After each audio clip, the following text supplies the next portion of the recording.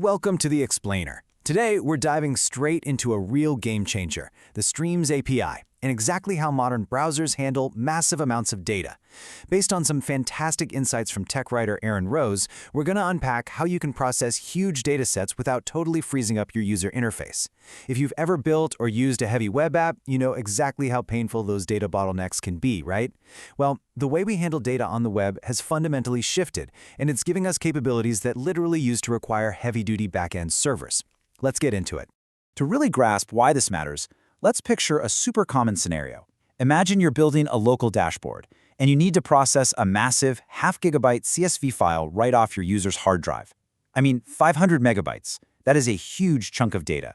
We're talking years of sales logs, heavy analytics, whatever it might be. So you do what we developers have basically always done, right? You write this single, innocent-looking line of code, await file.txt, just to read that file into memory. And boom, disaster strikes.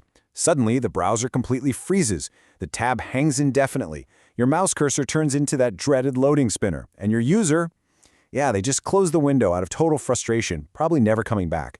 Trying to load half a gigabyte straight into the browser's active memory all at once is just a guaranteed recipe for a crashed app. Well, that exact nightmare is what the Streams API was built to solve. At its core, it's a set of primitives, specifically the readable stream, writable stream, and transform stream.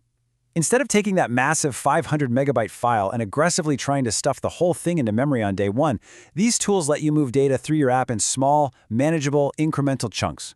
You read it gradually, you process it as it arrives, and most importantly, your application actually keeps breathing. Aaron Rose actually boils this entire concept down to two perfect words: real throughput. And that right there brilliantly captures what the Streams API actually unlocks for us. It's not just about reading files anymore. It's the ability to process massive data incrementally without locking up the main thread and without crashing when you hit large inputs. Your dashboard can finally handle serious, enterprise-level workloads natively, keeping everything super responsive while all that heavy lifting happens quietly in the background. Now, the absolute secret superpower behind all of this is a concept called backpressure. If you've ever tried to manage data flowing between two systems that run at totally different speeds, you know it usually takes incredibly complex flow control logic. It's a headache. But with the Streams API, backpressure is handled completely automatically. The stream essentially manages the flow control on its own. You don't have to write a single line of flow control code, not one. It's basically like a magical, self-regulating plumbing system for your data. Think about it. If the reading side is pulling in data way faster than the writing side can handle it, the stream just slows down the reader.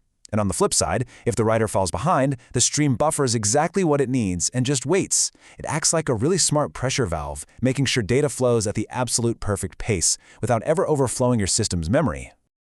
The real-world impact of this, it is literally night and day.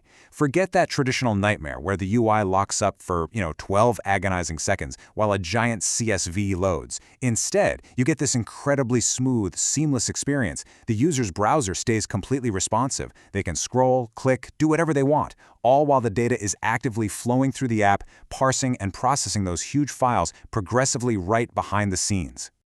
So the big takeaway here is that this fundamentally shatters a mental model we've had in web dev for ages. Aaron Rose calls it the back-end assumption, and he argues it's now completely obsolete. For the longest time, we've just assumed, kinda without questioning it, that if you have heavy data processing to do, you absolutely have to ship it off to a server. For years, we treated the browser like it was just this dumb document viewer, right? Basically a remote control for a powerful server sitting in a data center somewhere. If you had a big file, the workflow is always the same. Upload the whole thing to a Python or Node backend, wait for that remote server to crunch the numbers, wait for a report to generate, and then finally download the result. So much waiting. But replacing that old-school method with local stream processing, that is a massive paradigm shift. Think about the traditional backend approach. You're uploading 500 megabytes over the internet, chewing up server memory, exposing user data to external infrastructure, and dealing with insane network latency. The local front-end approach, using streams though, the browser reads right from the disk, parses everything in chunks, builds the report progressively, and writes it directly back to the disk.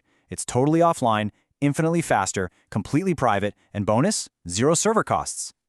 Let's look at a really concrete, round-trip example of what this looks like in practice. Imagine taking that massive CSV and turning it into a final report, entirely locally in just 5 steps. First, you read the files straight from the user's hard drive with the File System Access API. Second, you parse it incrementally in chunks. Third, you transform that data, filtering or aggregating as it flows. Fourth, you display a live progress report in the UI so the user isn't left guessing. And finally, step 5, you write that finished report right back to their disk.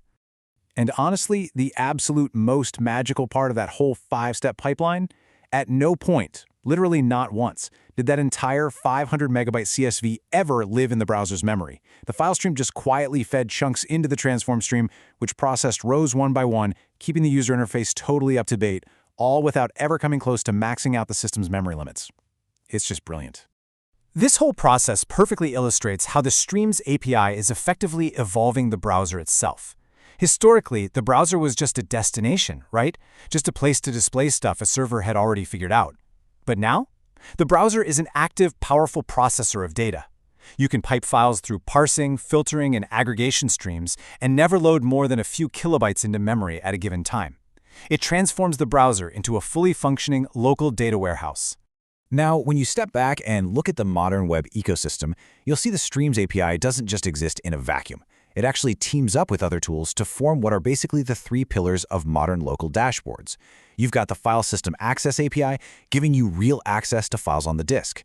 You've got IndexedDB handling persistent state and file handles, and then the Streams API delivering that high-throughput, memory-safe processing. Put those together, and you have the entire toolkit to build incredibly robust apps. The implications here are seriously staggering. It means your dashboard can now handle massive enterprise-level data processing tasks securely right there on the user's actual machine, entirely in the browser, entirely offline, entirely local. You are completely untethered from back-end infrastructure. That means you eliminate latency, you ditch the server costs, and you wipe out those huge privacy concerns all in one fell swoop. So we've brilliantly solved the memory problem. The Streams API handles that massive data flow without breaking a sweat. But that leaves us with a pretty provocative thought to wrap up our explainer today. We're streaming the data perfectly, sure, but what if the math we're doing on that data is so computationally heavy that it ends up blocking our UI thread anyway? How do you keep the app perfectly smooth when the math gets tough? Well, that requires moving the work off the main thread entirely, which perfectly sets the stage for our next explainer on web workers. Until then, take a look at the data pipelines in your own apps and ask yourself, do they really need a server?